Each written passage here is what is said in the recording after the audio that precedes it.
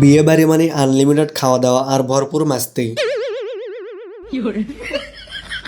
প্রথম দেখায় মোটরসাইকেল গুলো দেখে মনে হতে পারে এটা কোনো একটা গ্যারেজ, আসলে কোনো গ্যারেজ নয়। এখন মোটরসাইকেল নিয়ে বিয়ে খাওয়া হয়ে গেছে একটা ট্রেন্ড। প্লেটে আমাদের কোনো খাবার না থাকে, বাতাসে সেগুলো উড়ে যাচ্ছিল।